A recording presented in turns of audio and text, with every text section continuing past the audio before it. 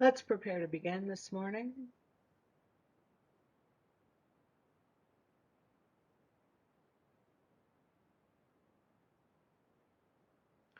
Good morning. My name is Felicia Orth. I'm a hearing officer appointed by the Environmental Improvement Board to conduct a hearing in EIB 21-27. This is a rulemaking on ozone precursors. We're on day 6 of the hearing. We have 3 public comment sessions every day at 9, 1, and 5. This is the 9 o'clock public comment session. The folks who reached out to the board administrator to request an opportunity to speak this morning are David Hampton, David Koss, Freya Marie, and Beata Tsotsi Pena. I'll call on you in that order.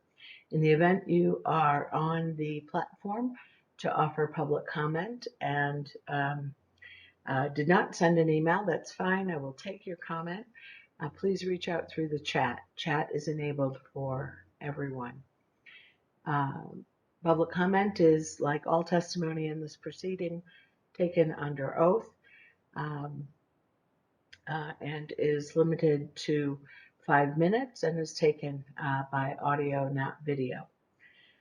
In the event what you have to say would exceed 5 minutes, please submit your entire comment to the board administrator, Pam Jones. It will become part of the record just as though you had spoken it. So I'll begin with Mr. Hampton. Mr. Hampton, I'm unmuting you. Can you hear me? I can, thank you. Thank you. Your voice is coming through nicely. If you would please spell your name. David Hampton, DAVIDHAMPTON. Thank you, and raise your right hand. Do you swear or affirm to tell the truth? I do. Thank you. I'll start your 5 minutes now. Good morning, my name is David Hampton. I live in White Rock, New Mexico in Los Alamos County. While we all agree that appropriate safeguards should be put in place to limit ground level ozone pollution, we must be careful not to harm the oil and gas industry, which provides so many jobs and generates so much revenue for our state. The currently proposed rule is excessive in its application and must be revisited and revised. There is no reason for New Mexico to apply standards that are among the most stringent, if not the most stringent, in the nation. I'd like to thank the Environment Improvement Board for your service to our state and for allowing me to speak today. Have a good day. Thank you. Thank you, Mr. Hampton. I'll move now to Mr. Koss. I am not seeing Mr. Koss by name, but I do have a call-in user. Call-in user 3, I'm unmuting you. Hello, call-in user 3, can you hear me?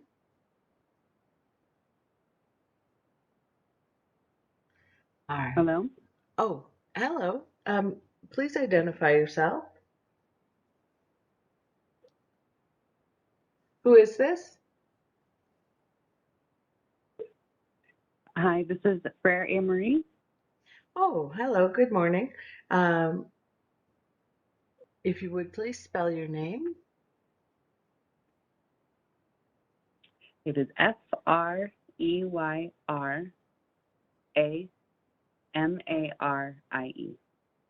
Thank you, and raise your right hand.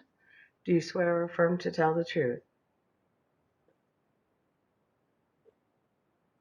Yes, I do. Thank you. I'll start your 5 minutes now.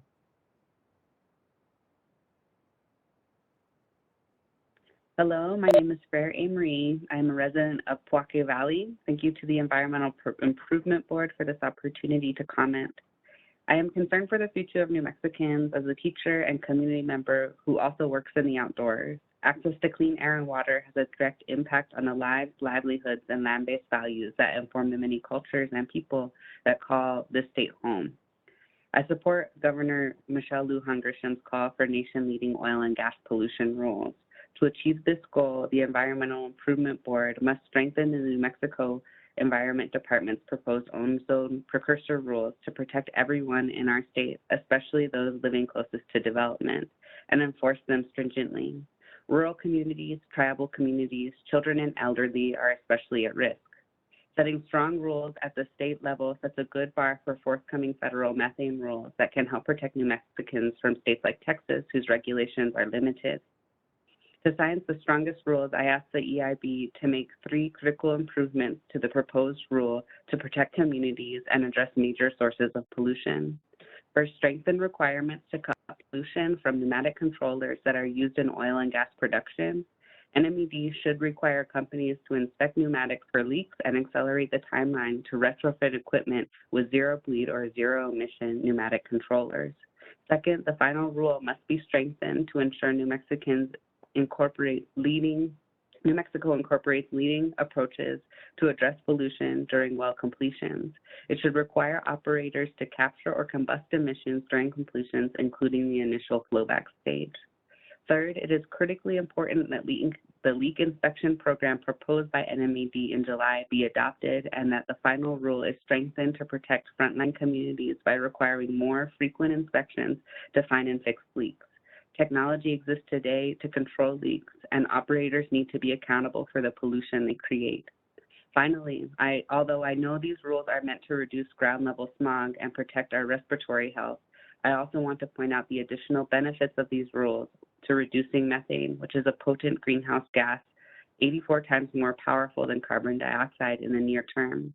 In fact, methane pollution contributes to about 25% of global warming we are experiencing today. New Mexicans are already experiencing the health impacts of these industries, in addition to the severe impacts of climate change, harming our health, air, water, land, and economy. Scientists, NASA, and the Department of Defense all agree that climate change is a threat to our kids' future, and we can no longer ignore the increasingly strong and severe weather. These conditions put even more strain on all communities, especially the historically marginalized communities I mentioned above. Please protect our climate and our health. Thank you. Thank you very much. I'm looking for Mr. Koss and don't see him on the platform. And I'm looking for Ms. Pena, and I don't see her on the platform.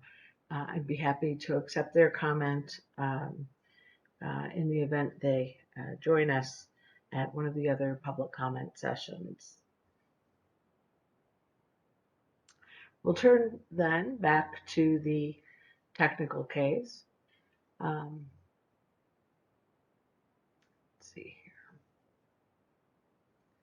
Over the weekend, we had some correspondence with among council around suggestions to streamline or expedite the hearing. Ms. Katz, I see you on the screen.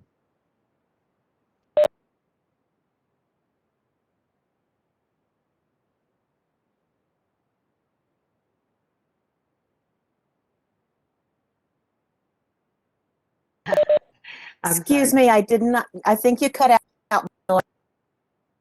I'm cutting out? Okay.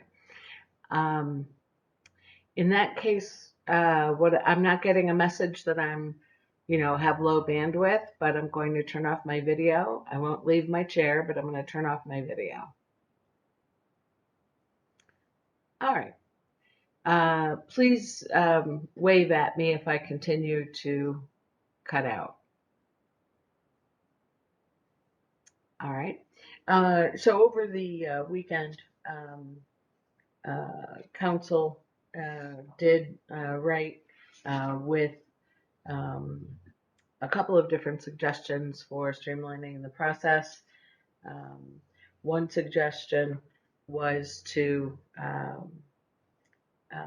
have the board members question all of the witnesses on a particular topic rather than each witness one at a time. That wouldn't necessarily work for some of the bigger or more controversial topics, but as to some of the smaller ones. So that was one suggestion. I would certainly recommend that for your consideration.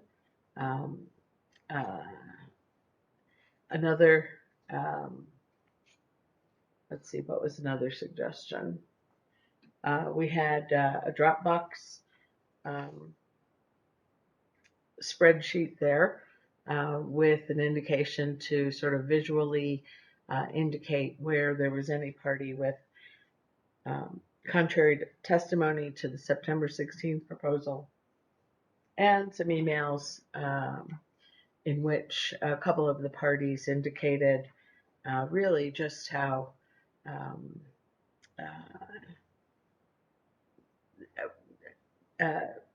precise or limited their objections were to any of the provisions in the September 16th draft.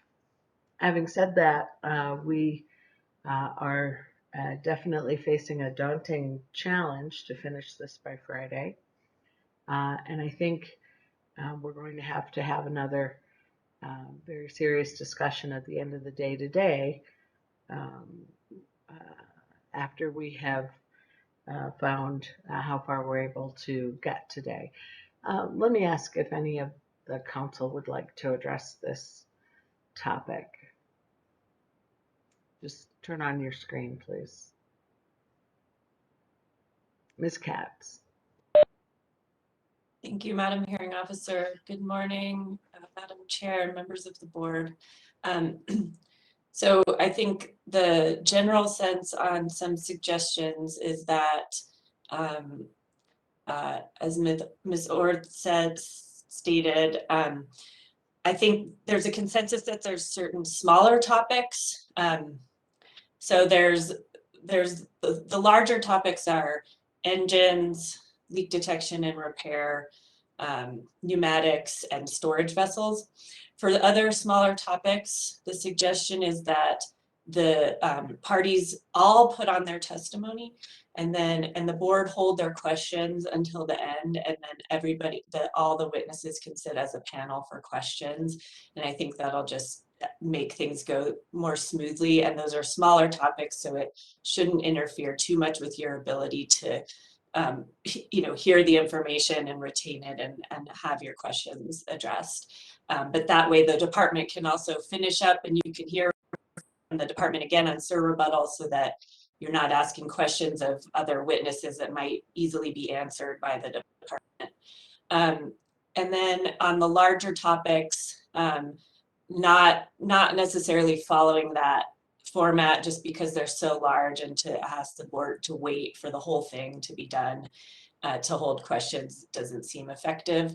But one method would be to have, which I think could apply to all topics, would be for the parties to put all of their each party put all their witnesses up, and then before there was any cross, and so their panel, they could sit as a panel for cross-examination. And for those larger topics, they would sit then the party would sit as a panel for the board's questions. So I know it's a little confusing, but those are some ways to kind of consolidate and hopefully streamline things a little bit. That's about as far as we were able to get between the parties. And we're hoping that, there on some of the smaller topics, at least there's, a good amount of agreement that we can get through them fairly quickly. Thank you, Ms. Katz. Any other council? Ms. Fox. Thank you, Madam Hearing Officer. Good morning, Madam Chair and members of the board.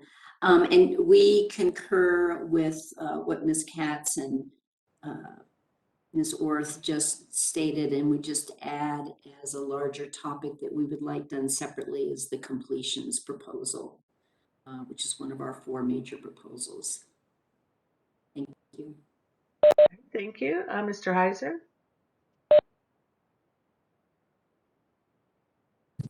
Thank you, Madam Hearing Officer. Yes, NMOGA is supportive of the approach, as you know, and I'm not sure that we may not be able to do engines and turbines in that same fashion. I believe that almost all the parties are aligned with National Park Service having a slightly different proposal. All right, thank you for that. Anyone else? No. All right, Ms. Katz, then, will you be kicking off the testimony this morning? Yes, Madam Hearing Officer. So we're on topic 24, and this is engines and turbines. The department calls Elizabeth Bisbee Keene and Brian Palmer. Before we go into the testimony, I wanted to offer for Mr. Palmer if the board would like, for Mr. Palmer to present just a sort of brief discussion about ERG's cost estimates, for each section, how they came up with that, because I know there's been some confusion around that. And so we thought we might pick a sort of straightforward one for illustration purposes, which is the storage tanks cost estimates, and just briefly go through that just to show the board how those were done, if you feel like that might be helpful. And if other parties have an issue with that, I mean, let me know, but it just seemed like it could be useful for the board before we're getting into each of these sections, because there was a cost estimate done in connection with each of the substantive rule sections that we're now getting into.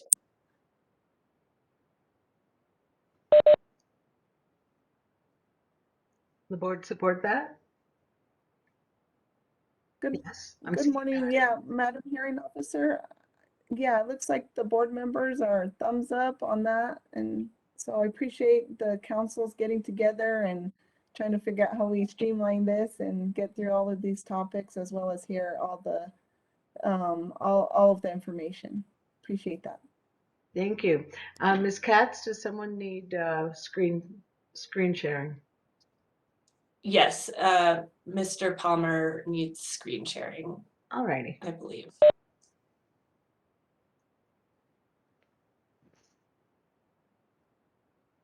Okay.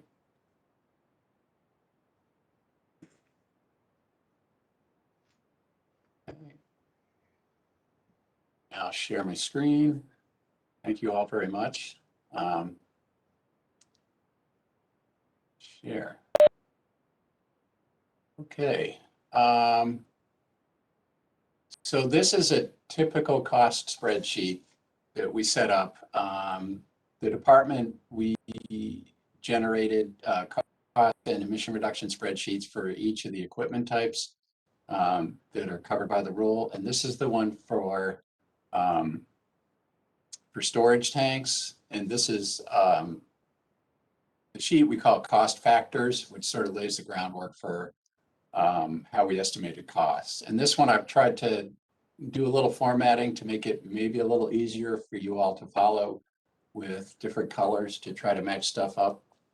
So this is not an official exhibit, let me just say that. But Mr. Palmer, can you make that purposes any only. larger? Maybe by hitting the full screen? I can. I can zoom in. Whoops. Can I do that? Is that better? That's better. Okay. Let me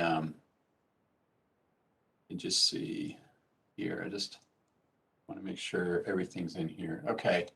So what we do is we estimate both the capital costs and the annual costs.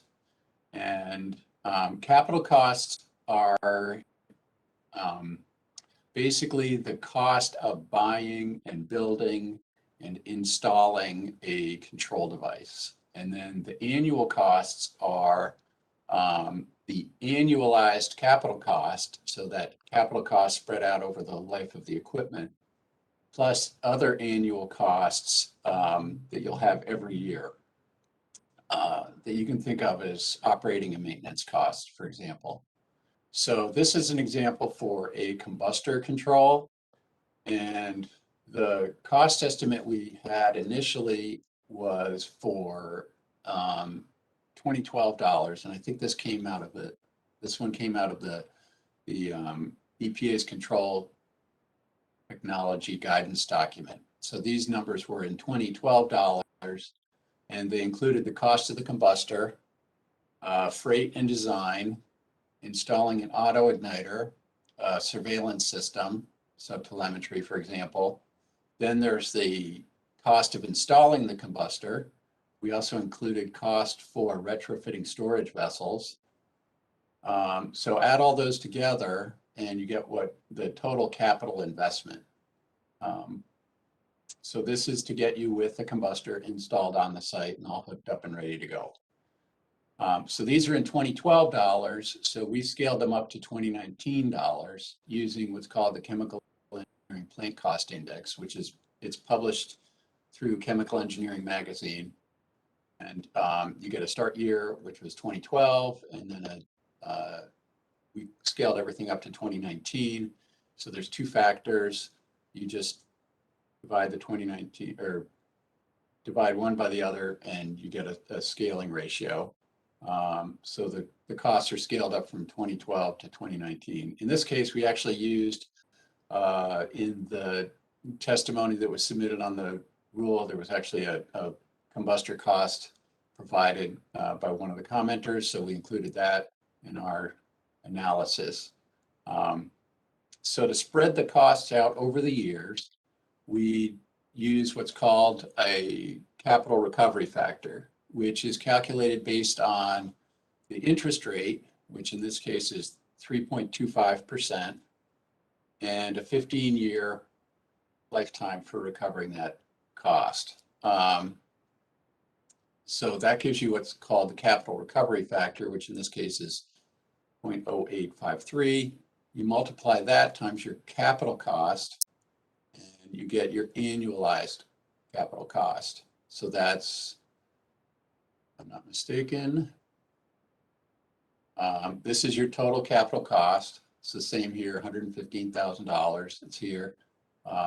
You plug in your interest rate, the years, you get this capital recovery factor, multiply it. Oh my gosh, don't do that, Brian. Anyway, sorry. You multiply the capital recovery factor by this capital cost, and now this is your annualized capital cost. If you're going to do $115,000. And then we have these annual cost items, which will occur every year, even after the equipment's paid for, let's say. And these include operating labor, maintenance labor, non-labor maintenance, so that's parts, for example. In this case, because it's a combustor, we're including costs for pilot fuel, data management, which there were a lot of questions about whether there's the administrative costs of these add-on controls is included. And so there's data management included. Those costs from 2012 are scaled up to 2019 as well. And then there's the capital recovery, which in this case we estimated for the cost of the combustor plus one large storage tank retrofit cost. And so adding everything together here, you get your total annual cost, which in this case is $24,500. So that's the annual cost per year to operate and maintain a combustor, and it includes the capital recovery. So the initial capital cost of building and installing the combustor. So that's pretty much how we do it, and it's something similar for each of the control devices that we have, or in the case of engines, retrofit costs, for example. And in this case, we've also set up, because it's storage tanks and some facilities have more than one storage tank, we set it up so that we could calculate, cost given like one combustor and the cost per tank. So we can multiply the number of tanks times that cost. So that's what we have over in this part of the spreadsheet here. But that's basically sort of our template for doing these, and I will entertain any questions. board may have on how we do this.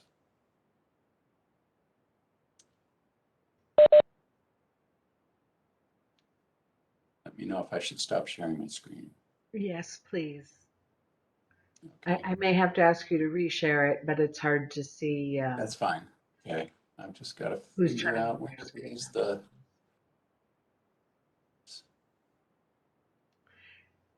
Council or parties, if you have a Stop sharing. Okay, thank you. question of Mr. Palmer, please turn on your video. Mr. Heiser, and then Mr. Rose. Good morning, Mr. Palmer. Good morning. I actually wouldn't mind if you put your screen back up with that spreadsheet on. Okay. Oh, okay. And one of the things that I think that you've heard from industry is that some of the costs might be a little bit low. And I wanted to just give an example of the industry concern with that. So if you were to take row 6, which is your combustor cost, and your 2012 cost, I think shows 1,069. Mhm. And you were to multiply that cost by your inflation factor that's shown in row 3, which is the 607.5 divided by the 584.6. Could you do a demonstration just to show what the inflated cost would be versus the Valor cost that you actually inserted into your column C? So I believe that's the Valor cost according to your note. That's correct. So So if you this could cost here is based on the Valor. So what is your question exactly? I was just hoping that you could show the board the difference between the Valor estimate and what we would have seen if we had used the 2012 cost extrapolated out using the chemical engineering plant cost index number. Okay. Let me do something real quick here, if I may. Yeah. So hopefully you've got it set up so that you can edit. Yeah. Oh yeah, it's set up so I can edit. So I would just maybe under the note put equals, and you could just type the formula in there. Yeah, that's what I was going to do. I was just going to here. I know that.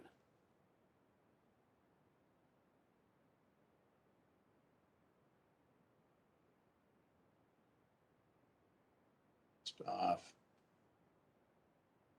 Bring that back there. This off here. Okay, so, and then I'm going to, instead of doing that one, I'm going to do this one here. Yeah. So we had, yeah, so that one went up, was only 18. This is what we originally had. This is what Valor Provided. Okay, but you would agree that there's a little bit of a difference between those two estimates. Yes, yes, there is. And Okay. if you take this one here, okay. Okay, so now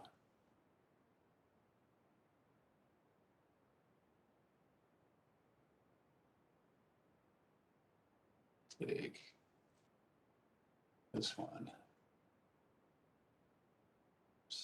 Yes. So this was our annualized cost here. Well, this one here, sorry, 18, and this is the Valor one annualized. So there's a $900 per year difference in annualized capital cost. So it's a $10,000 difference, 11,000 almost difference in the capital cost. After you annualize it, the difference, the annual cost does go down a little bit. The difference is $900 a year, not 11,000. So the annualizing is pretty important. The interest rate you use here is pretty important. The CTG used a 7% interest rate instead of a 3.25. And so even this was this here is the CTG's initial cost from 2012. And this is it actually here using a 3.25 instead of a 7. So this is after scaling it up and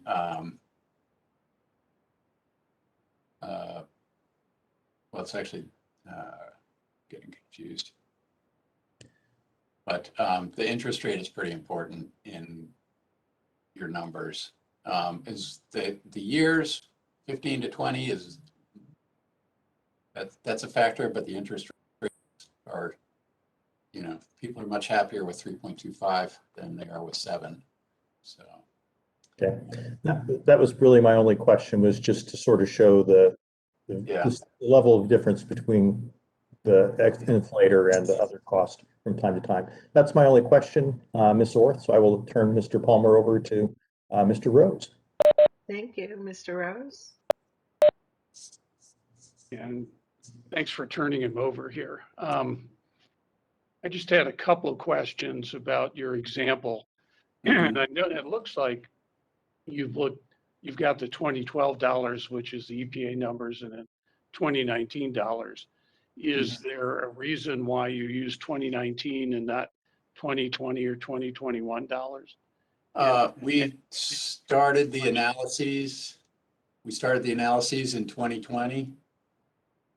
And so the most readily available capital chemical engineering plant cost index was for 2019. And is there a 2020 available now? And if so, how does it compare? We're talking about relatively minor increases or? Yeah, I mean, 'cause interest rates and inflation have been relatively low. Things are you know, I think given there is obviously more talk in the news now about higher inflation than we have seen in the past. So it's, yeah, but you can see even from 2012 to 2019, I don't want to call them modest, but not earth-shattering differences there. So Yeah, I think we got into trouble talking about modest, and I know. That's it. Probably a good idea not to do that. Right. Yeah.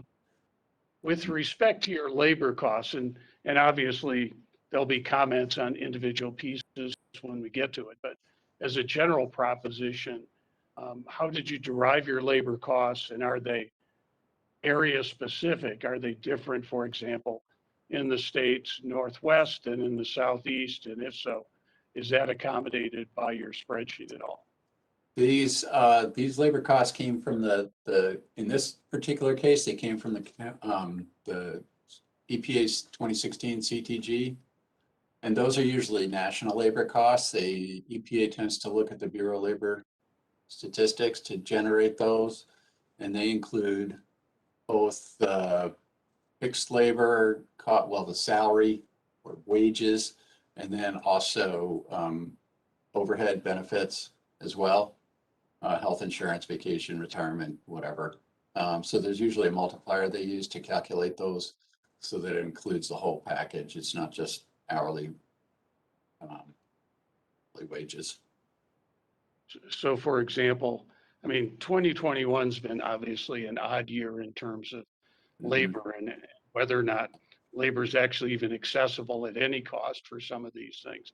I was curious if that's factored into any of this, or would that be something we need to look at in the context of individual costs that you're going to go through later for the individual items? It's not. You know, as I said, we set these all up. They've generally been using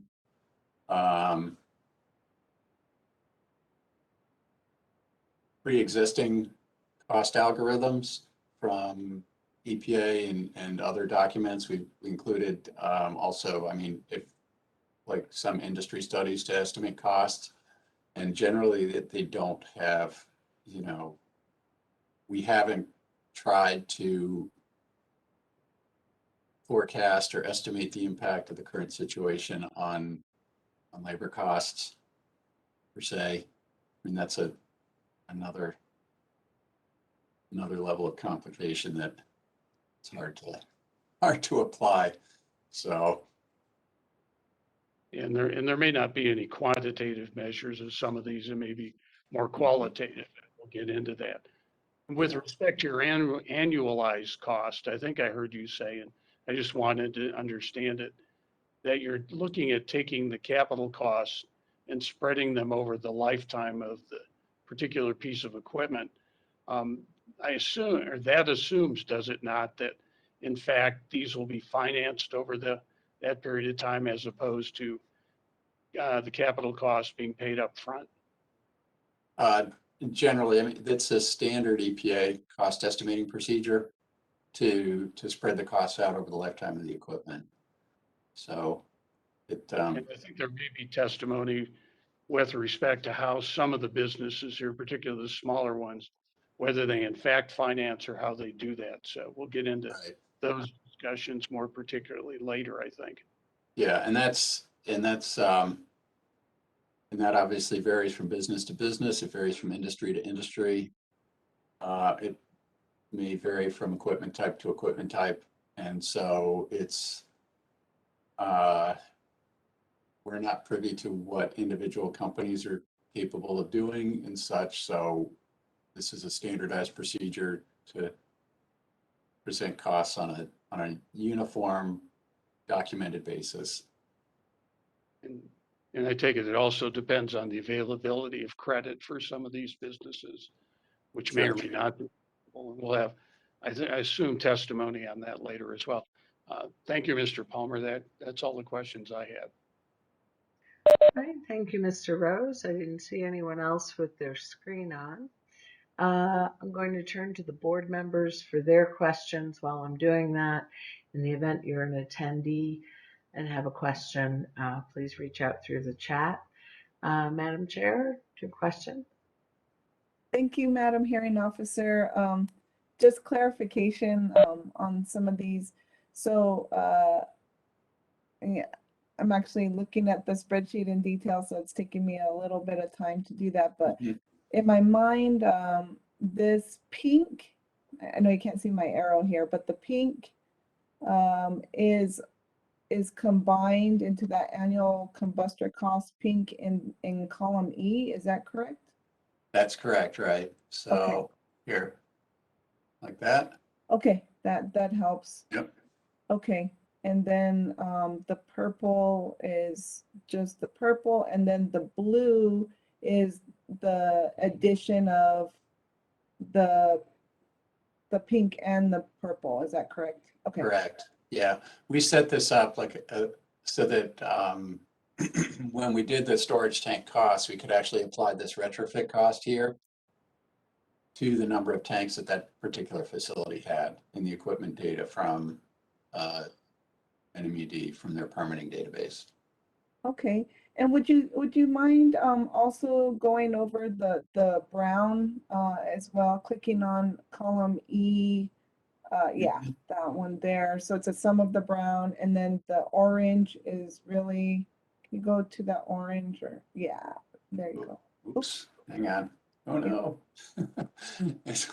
Come on. If you just hit that X in the next to the formula, go up, yeah, and then hit that X right there. Thank you. Mm-hmm. Yep. Yeah. Yeah, so So could you go to the orange? Sorry. Okay. There you go. So that is equal to that, okay? And then the annualized costs, can you click on that orange there? So again, just remind me, can you walk me through that again? So that's, In this case, this annualized cost here is the annualized cost of this total here, which is the total capital investment. okay. So this value is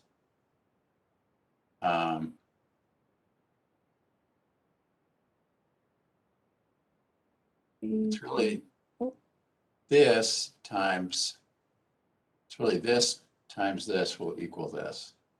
Okay. Can you click on that one again. Yeah, so I just can see the formula. All right, so B24 times the interest. Yeah. Okay, so So really, this is this B23 is this one here. So this formula here actually also has a lot of the same stuff as this formula here. Okay, okay. So, Okay, so where does the brown, again, I'm just trying to navigate this, the annual O&M cost, the 14,659, where does that come into a summary, I guess, calculation? Is that separate of the 115? yeah, so this is for a facility that has to retrofit one tank. This is the total cost is down here. So this Okay, is the annualized combustor cost, which is all of this. It's a retrofit tank. The annualized cost to retrofit a tank, which is this here, and then it's the sum of these O&M costs here. okay, I see. Hmm. Okay, well, I'll let my fellow board members ask some additional questions as I look through this. Thank you. That's all for now. Welcome. Thank you, Madam Hearing Officer. Thank you. Vice Chair Davis. Yes, and thank you, Mr. Palmer, for putting this together for us to look at. My question is the total capital investment that you referred to. I believe it's at 115,761. Is that correct? Mm-hmm. Is that just to clarify? That's per facility, not. Is that correct? That's correct, and that's for a facility that has one storage tank retrofit. One storage tank retrofit. Okay. Right. Yeah. So, is that based on this? Well, actually, I guess that wouldn't matter. So most facilities in Eddy and Lee County, they have 5 tanks. So Correct. we Yep. would take that and multiply that by 5, right? This in a case where you have 5 tanks, you'll take this annualized combustor cost plus 5 times this plus the annual O&M cost. So you're going to have about $30,000 in retrofit costs instead of $6,000. So this value here would go up to $50,000 instead of $24,000. Okay. And these numbers apply to any operator, no matter the size. Is that correct? In the storage tank rule provisions, there's a ton per year potential to emit threshold. So they would apply to any facility that is above that ton per year PTE threshold. Okay, so I'm just trying to kind of wrap my head around this. So if they qualified, and this may be partially a question for Ms. Katz as well, if they qualified for a small business under the small business exemption, and they made their annual cost or their annual profit was less than $250,000, I believe is the number, then if they operated 10 facilities, this would eat their profit for at least 5 years. Is that the way I understand it? That would be a pretty unlikely scenario. I mean, yes, if there were 10 storage tank facilities, this would be, they would have 10 times this cost, this much for each storage tank facility if it was if they were all separate facilities. But I think we're not really trying to go into the impacts on any individual facility in this discussion, but this is the cost per facility if they had one storage tank. So, Per facility per year, right? Per facility per year, that's correct. Okay, but the 115,000 is total. That is the initial capital cost. That's the cost to buy and install the equipment and retrofit a storage tank. So as I understand, a larger facility can cover, a larger company can cover the cost of these a lot easier than a smaller company. So I'm trying to figure out really what kind of impact are we looking at on maybe the smaller operators as they try to incorporate some of these. Mhm. Member Trujillo Davis, perhaps I could at least add some clarification that this cost, the storage tank provisions, would not apply to a small business facility. Okay. Most of the provisions of the rule will not apply to a small business facility except for leak detection and repair. Okay. Thank you for that clarification. That's what I was trying to ascertain. I don't have any more questions right now. Thank you. Thank you. Member Cates? Yeah, no questions here. Thank you. Thank you. Member Bitzer?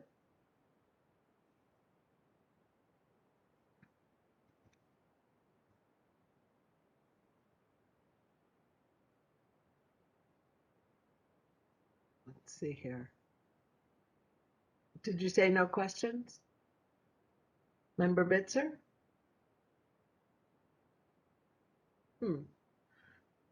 Okay.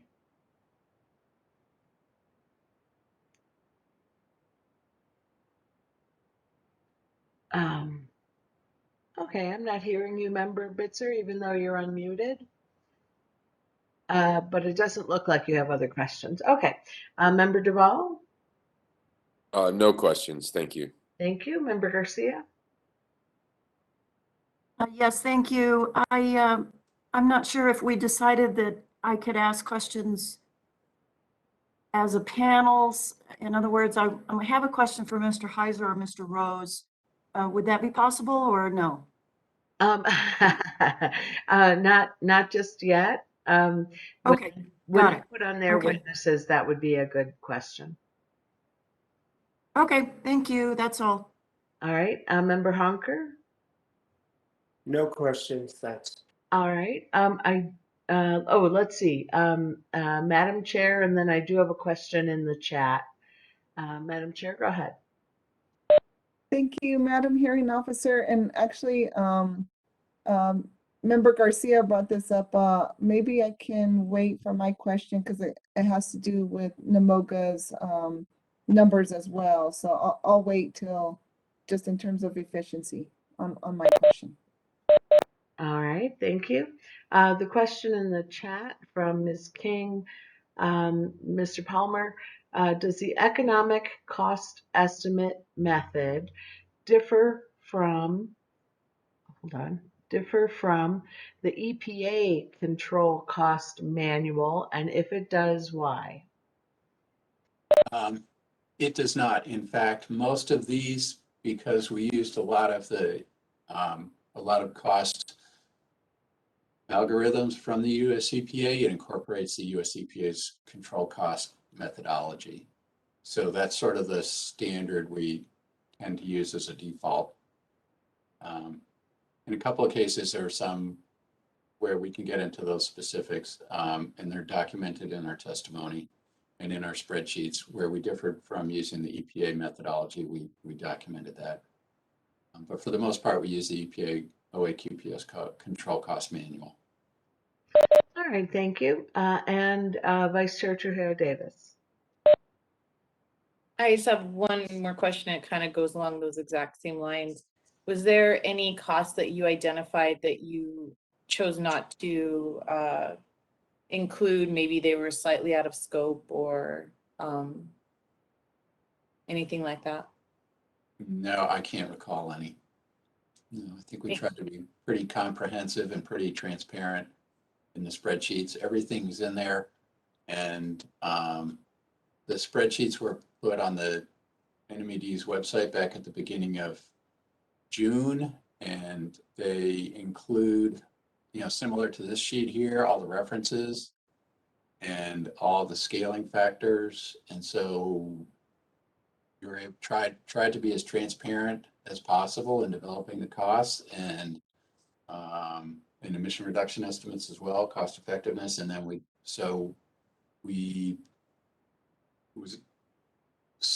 some of the parties took advantage of that and provided pretty constructive, detailed testimony on the cost estimates. And we examined that during developing our rebuttal testimony in the final rule and the proposed final, the September 16th version of the rule. So, so everything we did is spelled out as much as we could. So. Thank you for that information. I don't have any more questions. Thank you. And I'll just say that, again, this was just using as an example, each of these, there's one of each of these for each of the rule sections. The costs will be detailed in the testimony on each of those sections. So if there's questions about a particular estimate for particular equipment or process, it'll be dealt with in that section. All right, thank you, Ms. Katz. Madam Chair, you have another question? Thank you, Madam Hearing Officer. Just one question to clarify. So the costs in brown related to operating the labor, really it looks like the labor costs.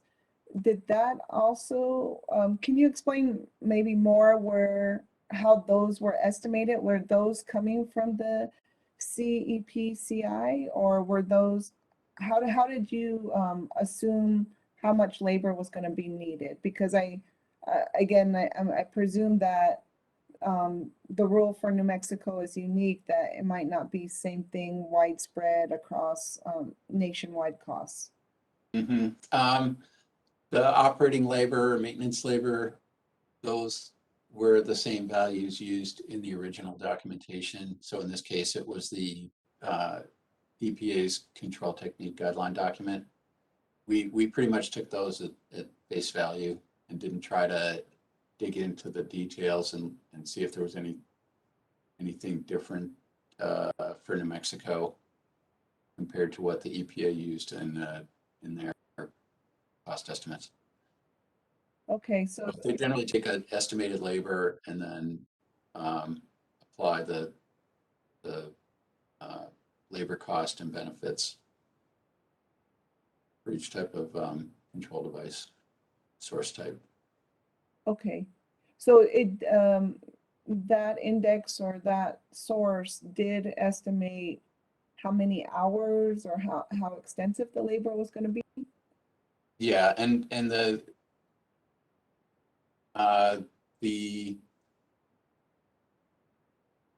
methodology in the OAQPS cost manual includes estimates for labor as well as other expenses. And those are usually based on estimates from vendors and industry input. Okay, thank you for that clarification. That's all for right now, Madam Hearing Officer. All right, thank you very much. Ms. Katz, will there be any follow-up? Just a couple questions. So Mr. Palmer, so with regard to Mr. Heiser's observation about the change in the numbers and the costs, does this actually demonstrate that we listened to what the other party's input was and made changes accordingly? In this particular case, yeah. I mean, we did try to look at the information for where we did get relatively manageable, let me say, comments on the costs. And we did update those costs when we could. In some cases, cost estimates were very facility specific, related to a particular control technology that we did not actually adopt in the September 16th version of the rule. But for the most part, we tried to do that. where we thought it was, where we felt Yes, like where it was we- warranted and reasonable? Yeah, and broadly applicable. Thank Right. you, And okay. not facility specific. Yes. And then with regard to the questions about how we calculated various costs or various types of costs, did all these spreadsheets were posted for everybody's review beginning in June of this year, correct? That's correct, yes. And so the parties had the opportunity to review all of these and make comments as to the methodologies in both their direct and rebuttal testimonies. Is that correct? That's correct. And some parties even dug into not just the methodology, but the actual data and provided some corrections that we were able to incorporate into analyzing the data further for the rule. So. Okay, thank you. That's all I have. Yes? Oh, and so I just would then ask to move to the engines testimony. All right, thank you. And will it still be Mr. Palmer or Ms. Keen? Both. Okay, thank you. Go ahead. Madam Hearing Officer, before we get started, this is David Buck. Did want to just inform the parties that we do hope to have some briefs or rebuttal on this. Unfortunately, our witness, Dr. Daniel Roscoe, is not available today. Likely Wednesday would be the best day for him. But again, we expect it to be fairly brief. All right, thank you. I know that as we try to move through these topics quickly, we sometimes confront witness availability issues, but I think that's okay.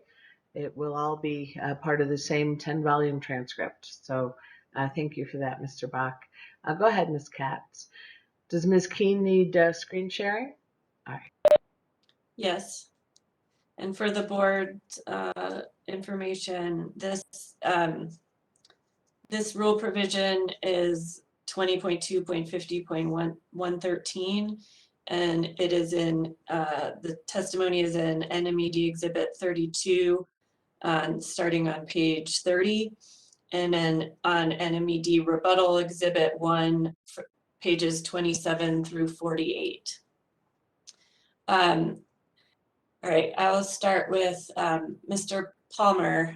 You've submitted written, direct, and rebuttal testimony on this, correct?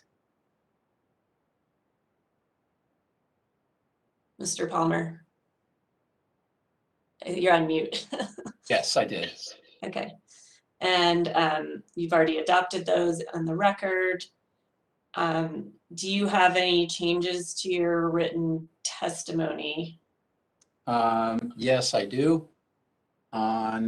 In rebuttal exhibit 01 on page 47, line 4, the words at the end of the sentence in the table below should be replaced with the words in rebuttal exhibit 5. And on the same page at lines 22 and 23, the words at the end of the sentence in the table below should be replaced with the words in rebuttal exhibit 5. Thank you. And Ms. Keen, you've submitted your written, direct, and rebuttal testimony on this topic. Yes. Do you have any changes to your written testimony? No. Okay, thank you. Ms. Keen, can you summarize how engines and turbines are used in the oil and gas industry and the types of engines and turbines that are used? Yes, thank you. Good morning, everyone. Engines and turbines are used throughout the oil and gas sector for a variety of purposes. They are used for compressors that move gas throughout the gathering and transmission sector and pipelines. They move gas from the wellhead to gas processing plants and from gas processing plants to transmission pipelines. They move the gas from transmission pipelines to the ultimate user of the gas. They also provide electrical power to sites not connected to commercial line power or as a backup power supply. And engines are used to provide mechanical lift to supplement production from oil wells.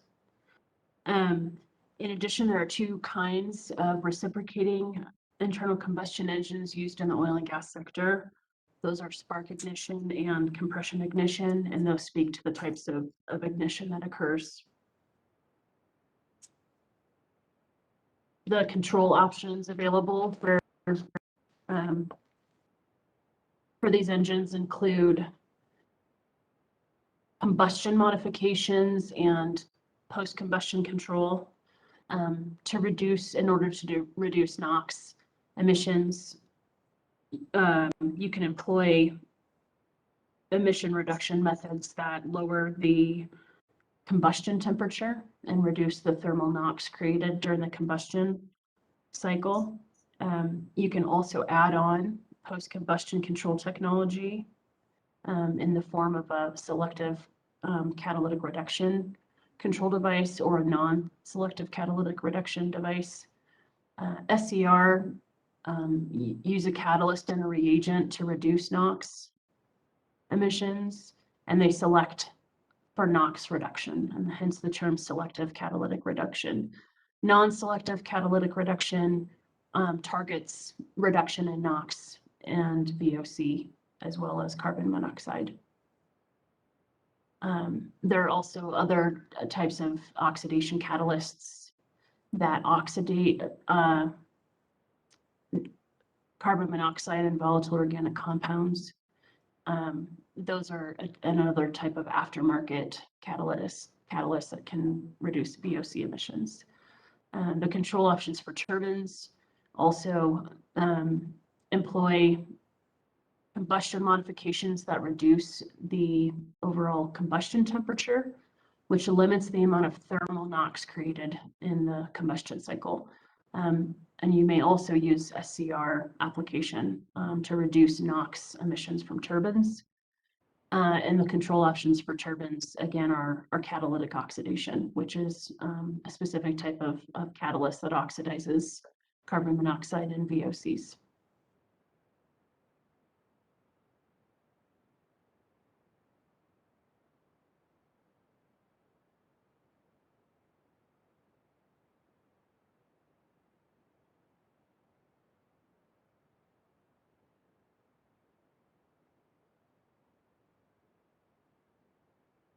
You're on mute, Ms. Katz.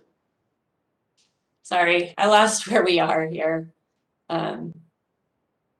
We're not on Bryant yet. No. Can you please discuss the applicability and emission standards for the engines? Yes. New engines and turbines are required to meet the emission limits in Part 50 upon startup. Existing engines must meet the emission limits over specified timelines in the rule. We have a tiered compliance timeline that allows operators to meet certain percentages of their fleet over periods of time. And so the concept is that at least 30% of an owner or operator's existing set of engines must meet the emission standards by July or January 1st, 2025. An additional minimum 35% must meet the emission standards by January 1st, 2027. And then the remaining 35% must meet the emission standards by January 1st, 2029. In addition, there's an option to reduce the hours of operation of a specific engine or turbine in order to comply with the emission standards. And there are additional alternative methods of compliance for difficult to retrofit units while ensuring equivalent reductions that I'll speak to in a few minutes. For existing turbines, they are required to meet the limits as well over a specified timeline in the rule. Owners and operators must meet at least 30% of their fleet must meet the emission standards by January 1st, 2024. An additional 35% of the existing turbines must meet the emission standards by January 1st, 2026, and then the remaining 35% must meet the emission standards by January 1st, 2028. And this timeline is 1 year shorter for the turbines. And that was because there are far fewer number of turbines that are subject to the rule than engines. And so we have a slightly shortened compliance timeline, given the smaller number of turbines in that universe. In addition, there's an option for owners and operators to reduce the hours of operation to meet the emission standards. This is an equivalent amount of emission reductions and an important option for owners and operators to meet those standards for difficult to retrofit turbines. And then I'll be speaking about the other alternatives that we have drafted into the proposed rule shortly. Thank you, Ms. Keen. Mr. Palmer, can you please discuss for the board the basis for the engine turbine requirements that are proposed? Yes, on this slide, we're listing some, but not all of the different standards we looked at and guidance documents to develop the standards for engines and turbines, recognizing that that you need to look beyond just the standard itself and also the background documentation and performance data in order to develop an achievable emission standard. So there's some of these we refer to as some key documents that we've used to develop standards for several of the source categories. There's a Pennsylvania general permit for oil and gas operations, Colorado Regulation 7 for oil and gas.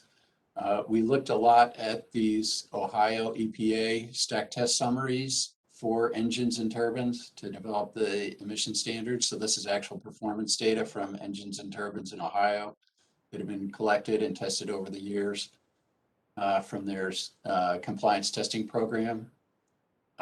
Looked at documents from the Ozone Transport Commission, the EPA's alternative control technique guideline documents for engines, the federal NESHAP for engines, the NSPS for engines, the EPA's alternative control technique guideline document for turbines, the technical support document for the cross-state air pollution rule for compliance with the 2008 ambient air quality standards, and then also an industry document, which was the from the Interstate Natural Gas Association of America.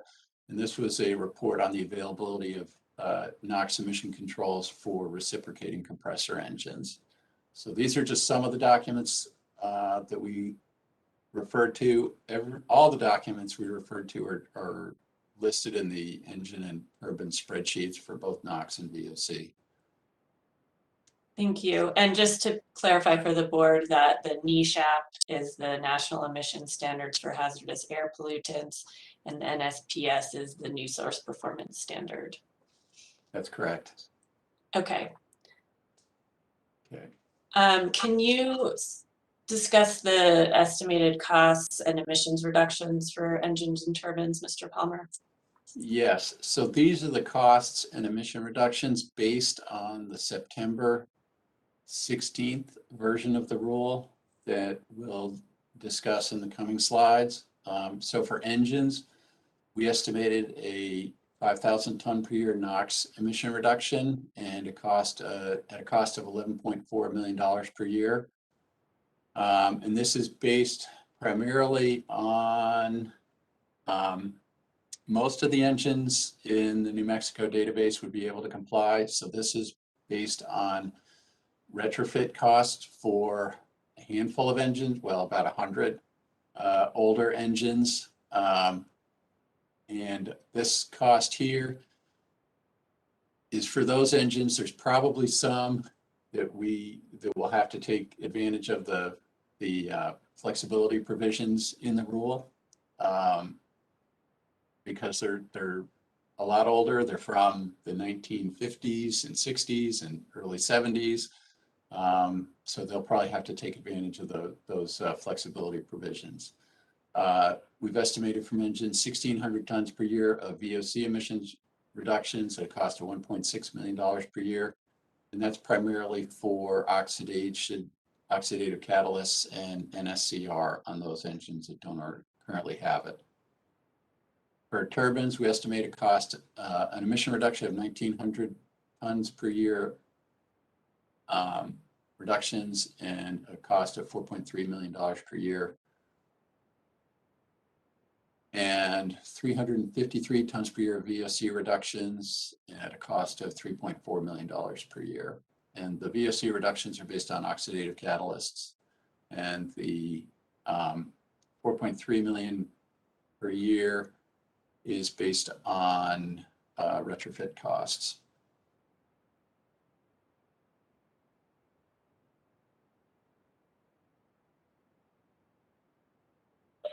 Okay.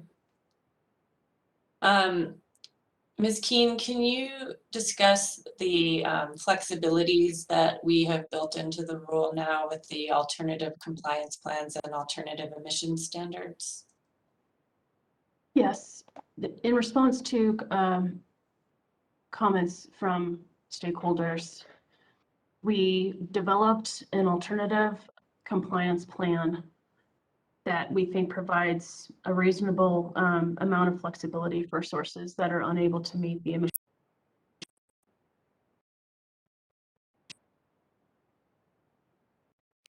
owners and operators to determine equivalent amounts of reductions using an alternative strategy. We also added additional requirements for the alternative compliance plan and then for the alternative emission standard that we think are critical to ensuring that the process is transparent and supportable and equivalent. The first concept is the alternative compliance plan, which I'll go through in ad nauseum when we get to the final rule or the proposed rule. This allows operators to look at their fleet of engines and propose a plan to the department that achieves equivalent reductions of emissions.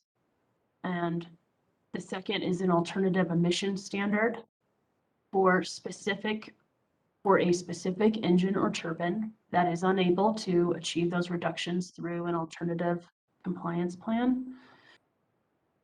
For those specific engines or turbines, an owner or operator may conduct a technical and economic feasibility analysis and propose that alternative emission standard for that unit to the department.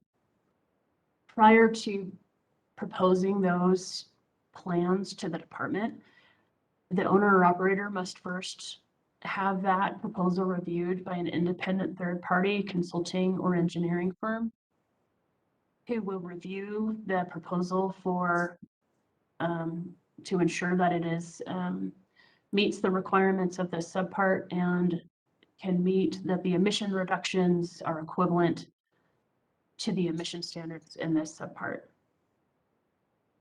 At that time that the third party makes their findings after review of the proposal, the owner operator must then send that proposal with the consulting firm's findings to the department, where the department will post the proposal on its website and make that proposal and the findings available to the public for a period of 30 days.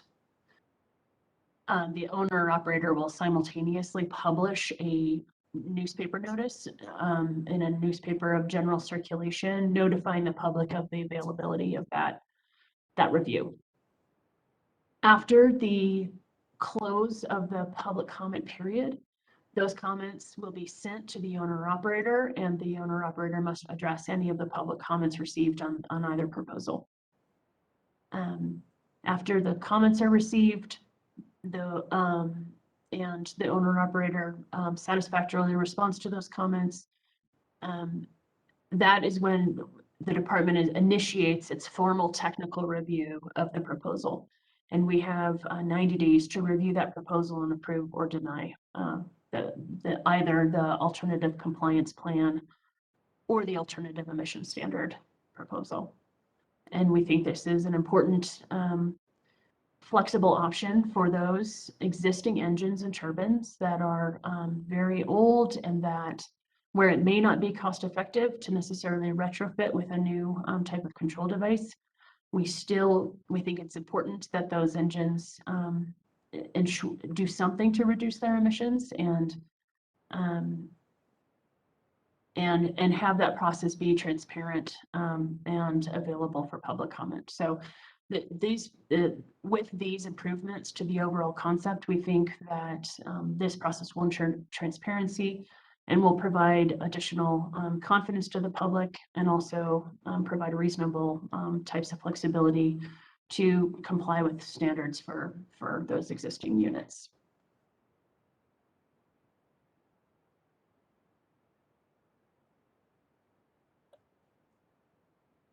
Okay, thank you. And Ms. Keene, can you summarize the revisions that have been made to the applicability and emission standards for engines and turbines? Yes, and I'll start out by saying that the parties are largely in agreement with the new emission standards and thresholds that we've established in this rule. You will see a similar hierarchy or similar kind of pattern of conditions that each of these sections contain. The first subsection in each of the sections of the rule is applicability. That's under subsection A, and then we will have emission standards under subsection B, and then we'll follow that with monitoring and record keeping and reporting. But you'll see that pattern throughout these sections as we go through different parts of the rule. So for applicability section for engines and turbines, commenters correctly pointed out that and made a clarifying request that the non-road engines that are regulated by the federal government are not subject to this subpart, and we agreed with that comment that it was correct, and so we've added this clarifying language that those units that meet the definition of non-road engine are not subject to the requirements of this subpart. Then going down to the emission standards, we've added additional language here that authorizes compliance with the deadline, with the dates specified in this subsection, except as otherwise provided under an approved alternative compliance plan or an approved alternative emission standard. And so B1 is speaking to, is a requirement that outlines the deadlines for compliance for both new and existing engines. And B2 speaks to the deadlines for existing engines. And so that clarification was needed in both of those paragraphs.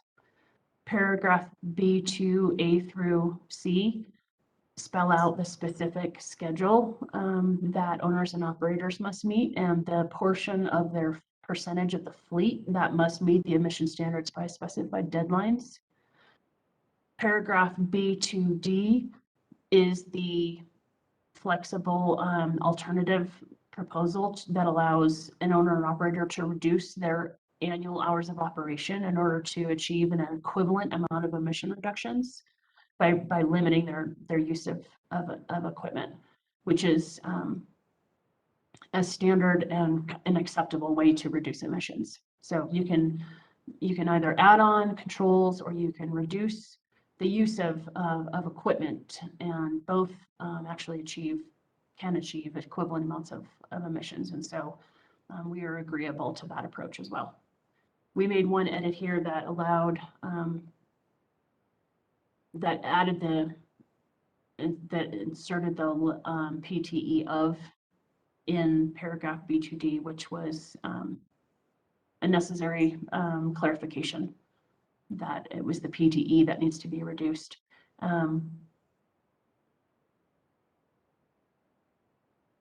And then we added a requirement or a clarified statement to clarify that language that allows them to achieve an equivalent allowable ton per year emission reduction as set forth in table 1, which we'll get to in a second, which outlines the specific standards, or by at least 95% per year.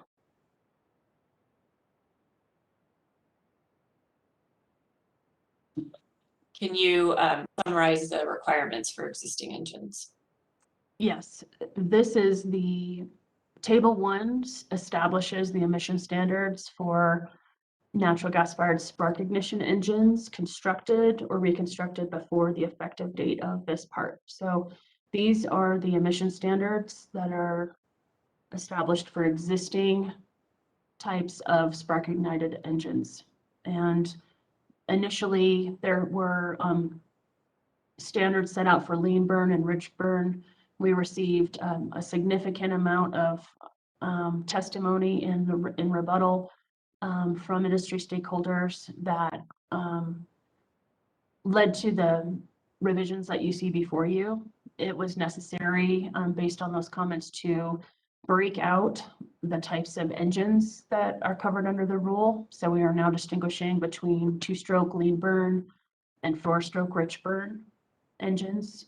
Each one of these engine types has distinguishing characteristics around the fleet of engines that we have in New Mexico that made these breakout points of rated horsepower really important.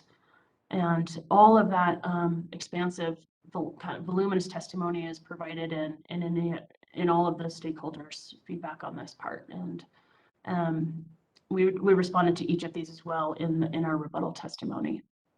And if there are specific questions that anyone has about where these specific standards were derived, we can speak to those.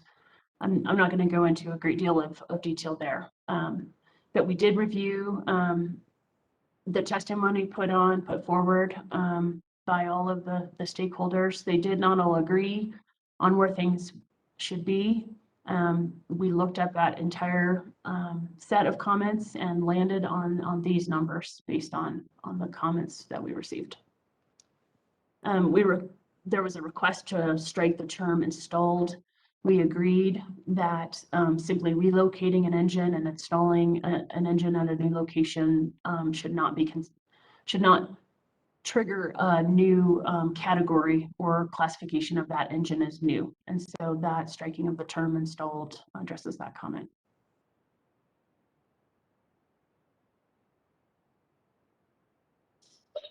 And can you discuss the requirements as they exist now for new engines? Yes, so this table 2 are the emission standards established for spark ignition engines constructed or reconstructed after the effective date of the proposal. And so these are the new engines constructed after the effective date. Again, we broke out by horsepower, different categories of engines based on feedback from the parties. They did not necessarily all agree with the emission standards. That they didn't agree to their own comments on certain emission standards. But we have reviewed those comments and have arrived at these numbers based on our own review of the Ohio stack test data, as well as the compelling comments that were submitted by all industry partners. The paragraphs 4 and 6 below speak to engines that are using a type of post-control technology that needs a reagent in order for the reaction to take place at the catalyst. So both of those paragraphs limit the amount of ammonia or urea that can be emitted from the stack. Those are only relevant if you're using a post-control catalyst that needs a reagent. Paragraph 5 is for compression ignition engines or diesel engines. These are typically limited use engines. We have one standard for new or portable compression ignition engines that are not subject to the requirements of paragraph B, which establishes an obligation to comply with the standard of performance for stationary compression ignition engines. That is a federal NSPS standard, quad I, for those types of engines. If a new or portable engine is not required to comply with subparagraph B, their emission standard is 9 grams per horsepower hour upon startup.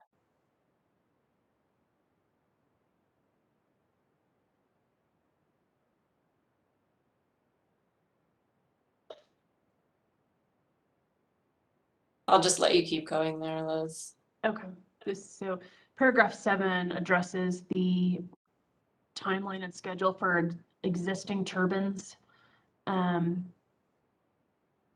Paragraph 7 also establishes a applicability threshold for the horsepower for those units, and indicates that all owners and operators have to meet the emission standards of paragraph 3 by the date specified in paragraph 3. So similar to the schedule that we've provided for engines, we have provided a schedule for turbines to comply over a period of time, as I indicated previously. So owners and operators must develop a schedule by January 1st, 2023, or by July 1st, 2023. And in order to meet this scheduled, the timelines or the deadlines of A1 through 3. So by January 1st, 2024, owners and operators must ensure that at least 30% of their existing turbines meet the standards. And by January 1st, 2026, at least an additional 35% must meet the standards. And by January 1st, 2028, they must ensure that the remaining 35% meet the emission standards. Similar to the engine concept, we have an authorization for owners and operators to reduce their hours of operation of a turbine in order to meet an equivalent 10 per year reduction of emissions. This is table 3 before you, and it establishes the emission standards for both new and existing turbines. The top half of the table establishes the emission standards for existing turbines. We've added a few clarifying words into the instructions that make sense with the insertion of the word applicable and the insertion of the schedule set forth in paragraph 7A that I just went through. We received comments from turbine manufacturers as well as other parties based on our original draft proposal, and we have made revisions to these standards based on that feedback. In addition, we received a request from Solar to make another adjustment to the turbine rating for existing turbines, and we are in agreement with that request. That request is to modify the turbine rating for existing turbines so that the range in that first emission standard there for 1,000 for turbines with a turbine rating between 1,000 and 4,000 will now read between 1,000 and 4,100 horsepower. And below that, the next line, that 4,000 will be revised to read 4,100 horsepower to 15,000 horsepower. And that addresses an issue with a turbine from that Solar manufacturers that doesn't have the space allotment for a low emission for dry NOx burner application. The second table before you has this similar types of clarifying edits made to clear up the intent of or the language in this part. Similarly, we received comments on the feasibility of these emission limits for turbines in New Mexico, and we made revisions based on that testimony that's been provided by those stakeholders.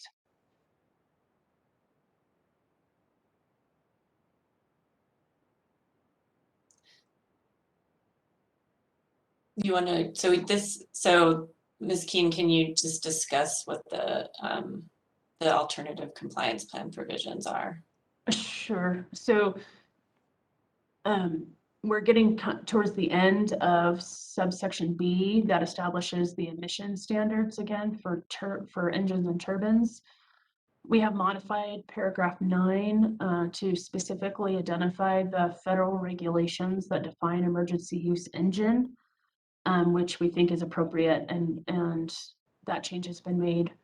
And in addition, we've created a new paragraph 10 that provides an overview of what the intent of the alternative compliance plan is and what it does. And we're going to be going through that now. And I really apologize for this lengthy slide. There's going to be several lengthy slides covering this topic. And I won't go through, I won't read this for you verbatim, but since I've already gone and provided a high level overview, but again, the alternative compliance plan allows owners and operators to determine an alternative method of compliance for an engine or turbine fleet. And so long as those reductions are equivalent to the emission standards and they follow the pre-review by the third-party consulting firm, and that plan is posted for public notice and owners and operators are obligated to address any issues, the department finds that this is a reasonable alternative to meeting the formal numerical emission standards under this part. And I'll just note that we're missing some of the paragraphs for the actual alternative compliance plan on these slides. You can find the full paragraph list of paragraph 10, I believe, in the rule. Right, Liz? I think that I got everything in here. Okay. I'm just seeing paragraph 10 and I'm not seeing the subparagraphs to it in the slides. Oh, I'm sorry. Okay. Yes. No, I didn't. So, okay. So I was just pointing that out. Yeah, thank you for that. So I did discuss in detail kind of what those already contain, and I can, if it's helpful, I can bring that up on a separate slide. That's an oversight. Okay. But essentially it's, you know, owners and operators are required to send the proposal to a third party for evaluation. They address the reasonableness and appropriateness of the proposal, make their findings available to us then, which we post on the website and make that available for public comment. So I won't go through that again, but we're now at the second alternative, which is the alternative emission standard, which is separate from the alternative compliance plan, in that the alternative emission standard is a standard that is set for a specific engine or turbine that is unable to comply under an alternative compliance plan. And we did not think it was reasonable to just simply exempt those units from requirements under this part. We believe that those engines and turbines should go through a technical and economic justification to determine what emission standards those units could meet, could achieve, and that the department would then issue a federally enforceable alternative emission standard for those specific circumstances. And the request for an alternative emission standard must follow the same provisions that we've outlined for the alternative compliance plan.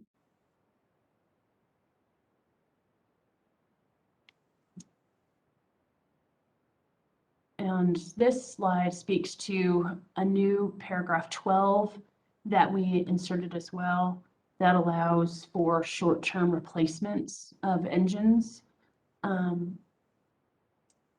for any engine subject to this part, consistent with air quality permits containing provisions for those short-term replacement engines.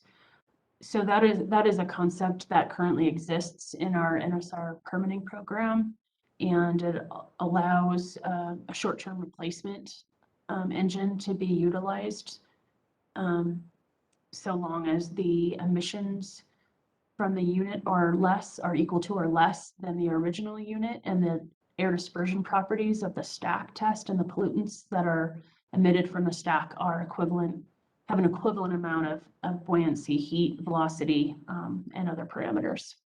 So this is simply aligning with a requirement that's already provided for in our permits.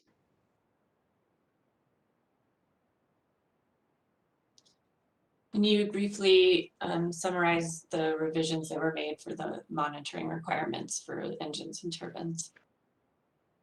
Yes, thank you. So in each section of the rule, we have paragraph C, which is the monitoring requirements. These are the monitoring, the inspections and the testing and other types of parametric monitoring requirements that owners and operators must comply with in order to demonstrate compliance with the numerical emission standard of this part. So we have received several comments on this section. We've aligned things better we've moved, for instance, that first bit of language that was struck out that required units to be documented if they were taken out of use for routine maintenance or unscheduled repairs for more than 24 hours. That has been removed. That's actually a record keeping requirement, and that is now covered under record keeping. Similarly, we had requests from operators that are maintaining equipment that's consistent with an applicable federal new source performance standard or national emission standard for hazardous air pollutant requirement to be deemed in compliance with this maintenance requirement. And we agree that is a reasonable provision. We've made other minor modifications to this next paragraph C. That requires simply that owners and operators operate their catalytic converters in accordance with the manufacturer's specifications. And paragraph 4 has been amended to specify when the initial compliance testing requirements must be conducted. So this revised language now clarifies when those tests must be conducted for both equipment that was existing, and then also there's a provision for equipment that's constructed after the source. Those were good necessary additions to revise those testing requirements.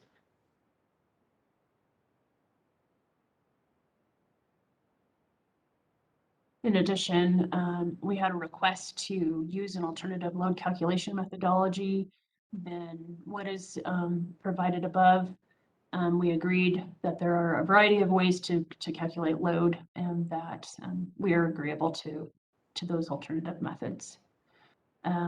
This paragraph A requires at what load the engine's testing or turbine testing must be done at. As you can see, it's within 10% of 100% peak or the highest achievable load. We agree that insertion of that language clarified and did not change or did not weaken the requirement, but did say essentially what we had in fewer words. And we agree with that revision. The rest of these requirements from B through E specify how testing must be conducted, the default time period for a test run, how many tests must be conducted, and how pollution and concentrations must be monitored and recorded during the test. Similarly, the next few paragraphs on this slide just provide additional detail on how testing must be conducted. We had an insertion of paragraph I here, which we agree with. Carbon monoxide is used as a surrogate pollutant for volatile organic compounds in other federal regulations, and we agree that that's appropriate.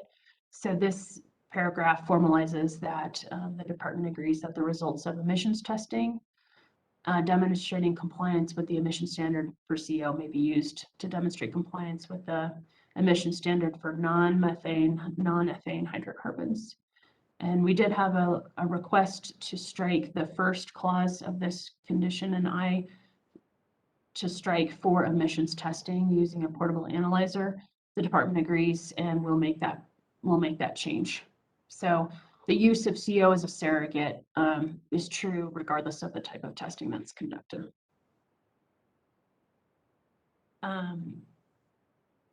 The other minor clarifications are being carried over from previous revisions that we've made, and so we're just adopting those similar types of revisions throughout this set of requirements. So changes to this paragraph included the striking of the requirement to scan the equipment monitoring tag. This has been replaced with a date and the timestamp of the event, which we discussed under the general provisions section. Paragraph D are the record keeping requirements. And these are very minor clarifications that we think better spell out kind of the intent of what the requirements are. So there's nothing really substantive with any of these revisions before you.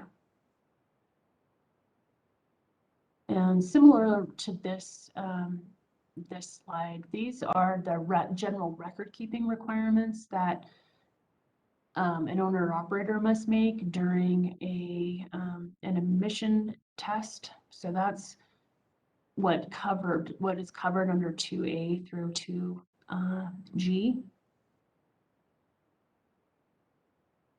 And if there's any specific questions, I'm happy to answer those, but I won't read you what is right before you on the slide. And I think it's H now, right? A through H. Yes. Yep. Thank you. Again, so the modifications to paragraph 3 simply adopt other revisions made elsewhere, and same with those that are the revisions that were made to paragraph 4.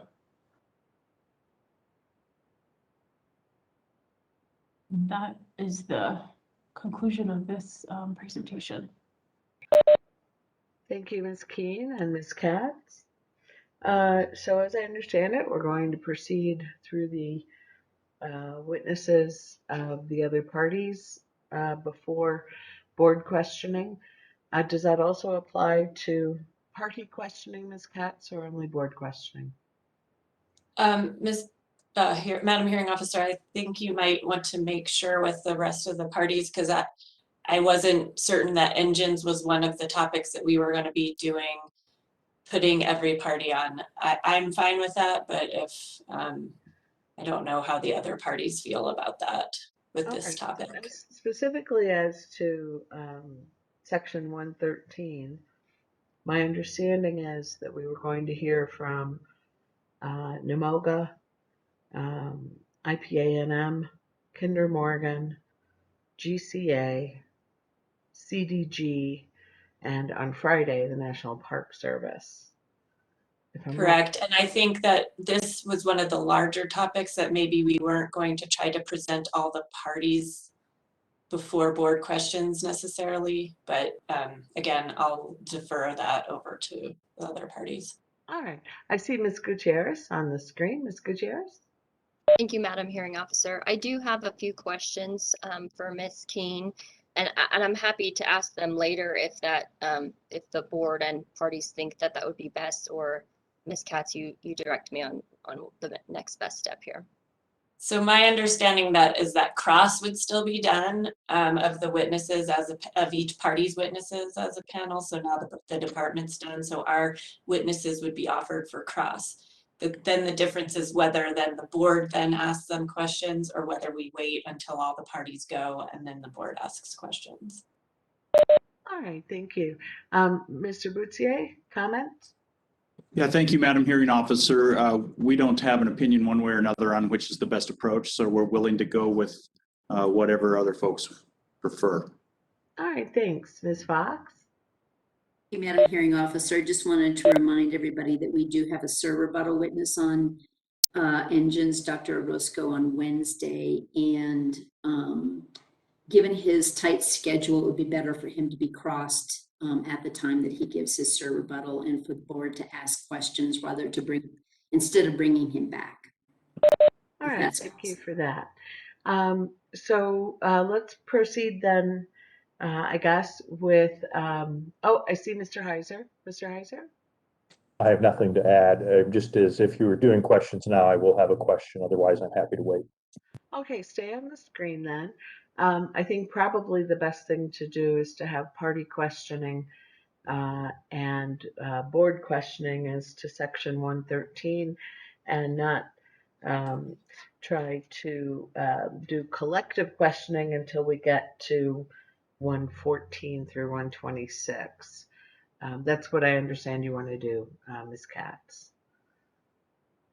I'm okay either way.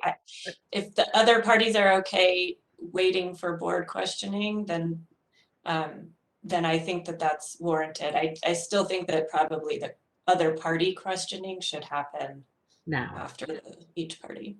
All right. So, Mr. Heiser, if you would please go ahead. Thank you, Madam Hearing Officer. I have, I guess, one question and I think it's for Ms. Keene, but it may be for Ms. Keene and Ms. Palmer jointly. And that is that you mentioned in your testimony that NMED had looked to a number of other state programs. And I think you mentioned perhaps Colorado and Pennsylvania's GP5 permit program.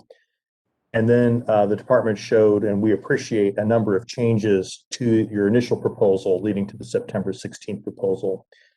Is the reason that we see changes because in part the department recognized that, like the GP5 permit program might have other exemptions or off-ramps that were not initially recognized in your review of those programs, or you determined that those programs regulated units that are different in fuel type or scale from those used in New Mexico? Yes. That was my only question, Madam Hearing Officer. All right, thank you. Ms. Gutierrez, do you have questions? I do. Thank you, Madam Hearing Officer. I think all of these questions are going to be for Ms. Keene. Thank you, Ms. Keene, for your testimony on engines and turbines. My questions are really clarifying questions that relate to the alternate compliance options, just to make sure that we understand the process. In paragraph B10A, the alternate compliance option asks the operator work with a third-party consultant to prepare that underlying analysis. And then 10D, the department is asking the proponent of the alternate option to assist with responses to questions. Both of these paragraphs are referenced in paragraph 11, so they'd apply in either of the ACP or the AES process. The question is, are these provisions intended to assist the department in the face of resource constraints, but ultimately the final decision will be that of the departments? That's correct. Great, thank you. With regard to a showing of economic feasibility in paragraph B11, is it the department's expectation that an operator could show and should use standard methodologies developed by EPA, for example, under its cost control manual, to determine cost effectiveness? Yes, that would be an acceptable method. Thank you. And is it true that in the recent past, I think it was 2019, in the context of regional haze rulemaking, NMED determined that an appropriate anticipated cost-effective threshold for ton of NOx reduced would be equal to or less than $7,000 per ton? The department developed a screening threshold for modeling analysis that was $7,500 per ton, I believe. So that wasn't the cost effectiveness threshold necessarily, but a screening threshold that was used to determine what sources should be modeled. Okay. And would you agree that that threshold, that cost effectiveness, was consistent with thresholds that we've seen determined by other regulatory agencies, both state and federal, when implementing control standards for NOx reductions? There's a range of accepted cost effectiveness values. It depends on the source type. But in general, we've consistently seen, do you agree that we've consistently seen cost per ton somewhere around, Pennsylvania's 3,000 or 3,500, 7,000 and 7,500 in New Mexico? Yes. Okay, thank you. And I do have one last set of questions, and they relate to paragraph B11C. This section asks for technical analysis, which makes sense, but it also specifically asks for technical analysis of any previous modifications of the source and a determination whether such modifications meet the definition of reconstructed source such that the source should be considered a new source under federal regulation.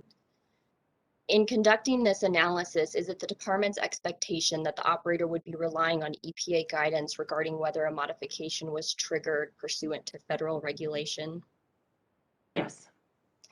And then just taking a step back and from a bigger picture perspective, can you help me understand what is the purpose of this particular analysis as a part of this section? It's an affirmative demonstration by an owner or operator that they have not reconstructed the engine or modified the engine such that they've triggered reconstruction, as the term is used under the Federal Clean Air Act. So then let's say an operator completes this evaluation and determines in 2010 the turbine was modified, meets the definition of a reconstructed source, and for purposes of federal law is new as of 2010.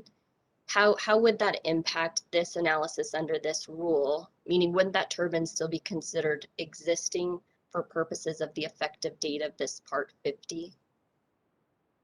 Correct. If that analysis occurred in 2010, then that unit had been treated as new at the time that the analysis was done. Okay, so the focus really is between the effective date and sometime in the future to ensure that the unit has not been reconstructed under federal regulation.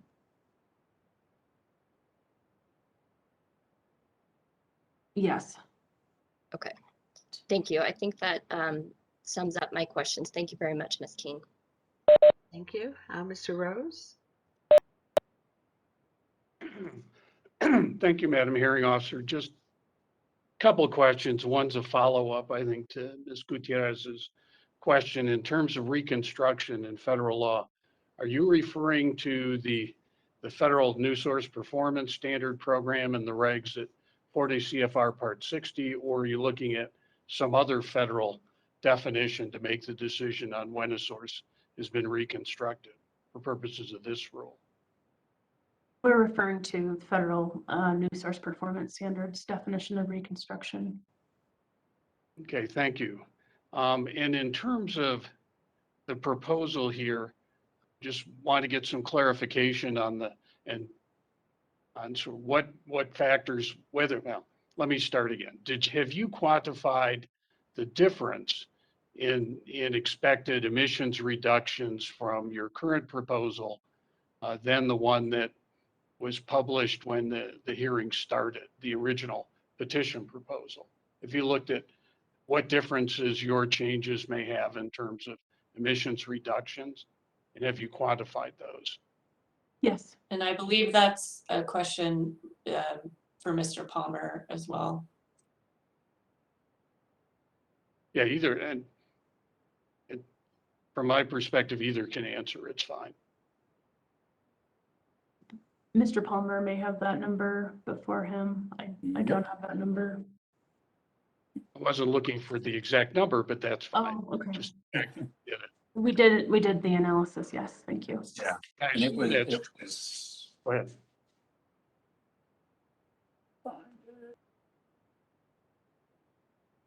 It was just a yes or no, I believe, right?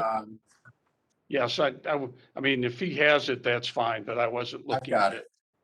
to identify actually what the changes were. Yeah, because the original emission limits were very aggressive, as I think you'll probably agree. And so the estimated emission reductions went from about 18,000 ton per year of NOx to about 5,000 ton per year of NOx.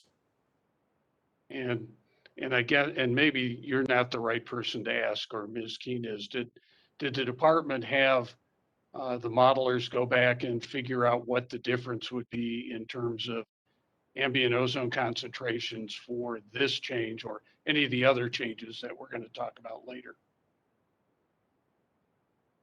The model was not rerun after the revisions were made to the proposal. Thank you. And one other clarification in response to Ms. Gutierrez, you talked about cost effectiveness determinations or whatever you want to call them. Could you identify or explain what criteria you applied to determine whether costs were cost effective? The prior version of the statute basically incorporated the federal definition of reasonably available control technology, but that's been removed. And I'm curious as to what criteria the department, if it did, what criteria you applied to determine whether or not the reductions were justified, or the costs were justified by the reductions, or if in fact you did provide apply some criteria. Mr. Palmer, do you want to answer that? I can say that we followed standard accepted cost effectiveness methodologies, and we referred to many existing regulations and federal new source performance standards on what was an accepted cost effectiveness dollar. And all of that is spelled out in great amounts of detail in each of the cost spreadsheets and in our direct testimony. And I don't know if Mr. Palmer wants to add to that or not. I guess I'll let him decide, but.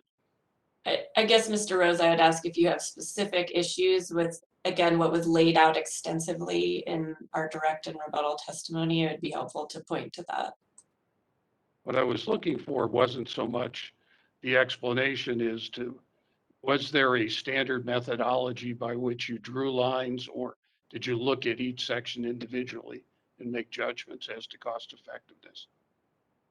And I believe that that's all spelled out in the testimony. It was as to the direct. I'm just wondering whether that approach changed in terms of what you're now proposing is changes in response to other proposals. And again, I believe that the department made that all very clear in its rebuttal testimony in terms of its changes that it made in response to the testimony that was provided. It's my understanding, though, that there have been some additional changes, particularly to this section and maybe to others since the rebuttal. Do you want to point out, do you want to point to what those are? I was looking at more generally, was the same set of criteria applied? Or did you in fact do an economic analysis of these most recent proposed changes? That were proposed by industry, is that what you're asking? That you're incorporating in the draft we just saw, the red line strikeout for. Do you want to ask about a specific provision? Because we've testified about each of those suggestions. And I was just more interested in generally what was applied, not as to specific proposals. If there was something that was generally applied. And whether or not they will be, that criteria will be applied in subsequent sections. So as I don't have to ask the same question on the subsequent sections. I mean, I believe that the witnesses have already walked through and stated the basis for the revisions that were made. And what I was looking at in terms of an economic analysis was further analysis given to those changes as opposed to what was in your rebuttal testimony, and if so, what that analysis was. Because you, as I view this, you've made changes obviously since rebuttal was filed. So just want to make sure that those are factored into, that it hasn't changed the analysis that that in fact's been testified to here. On the costs, is that what you're referring to? And cost effectiveness generally.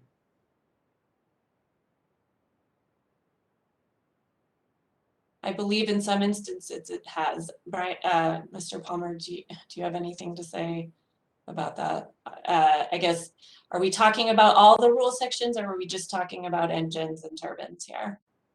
Well, my understanding is that if the same criteria apply to all the others, then that we don't have to ask that with respect to the others. I'm just wanting to see if the methodologies change or if you applied the same methodology to these changes that you did that was testified to in your direct and rebuttal.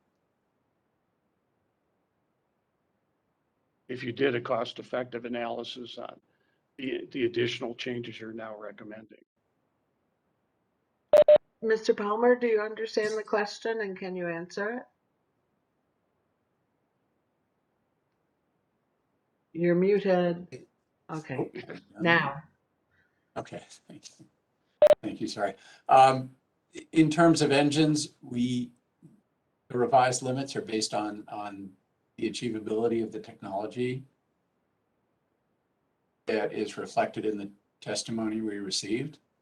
And that inherently reflects the cost effectiveness of that technology.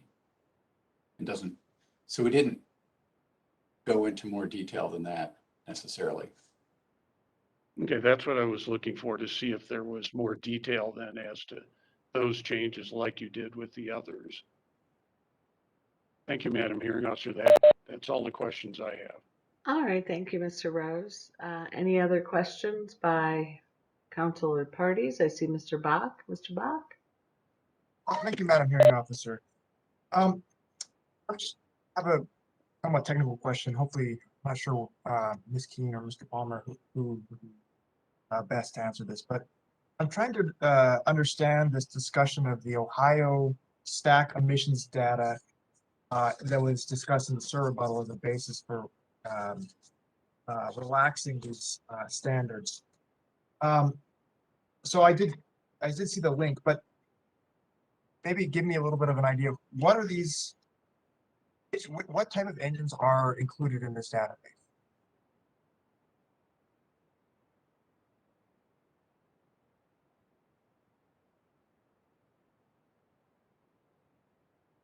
Yeah, I can answer this. These are natural gas fired compressor engines located in Ohio.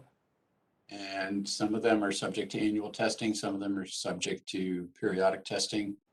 And so we were able to look at those data from Ohio, and they're comparable. They're to the engines in Colorado. And so we looked at those data by engine type and also by horsepower, and then compared that information in those data to the information in the technical testimony submitted in response to the rule, and compared the emission limits in that Ohio data, or the achievable emission rates in that Ohio data to the limits that have been proposed and that were discussed in the technical testimony, and then use that to help support the development of the final rules. So I guess my question, which that I didn't understand, is are these engines in Ohio currently implementing all possible NOx controls that were discussed in elsewhere in the testimony? Yes. Yep. So, okay, so those engines would be implementing, and is that under a state regulation or new source or non-attainment regulation, or what? It appears to be under a variety of things. There's one column, there's a fair amount of detail in the Ohio data, and it often lists what limit the engine is subject to and the basis for it. A lot of them are subject to NSPS. Some of them are subject to, it appears to be a racked limit. Okay, so they would, all of them would be subject to selective catalytic reduction, for example? Those engines, if you look at the data in Ohio, they are not using SCR. They're using NSCR, but not selective catalytic reduction. Okay.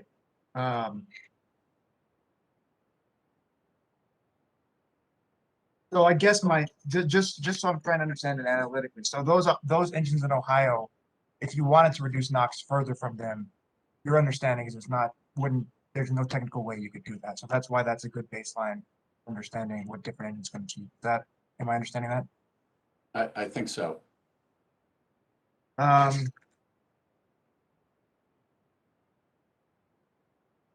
That's all of that's the only thing I wanted to clarify for now. Thank you so much. Thank you. Any other parties or council have questions of the department panel? I don't see anyone else on screen. I'm going to turn to the board. If you're an attendee on this platform and have a question, please reach out through chat. Madam Chair, do you have questions? Thank you, Madam Hearing Officer. I don't have any questions at this time. Thank you. Vice Chair Trujillo Davis? Thank you. I don't have any questions at this time either.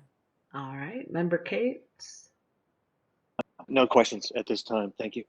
Thank you. Member Bitzer? No questions. Thank you. Thank you. Member Duvall? I believe you had to step away for class. Member Garcia? No questions, thank you. Thank you. And Member Honker? No questions, thanks. All right, thank you. We have been going a little more than 2 hours, so let's take a break and return at 11:20, please.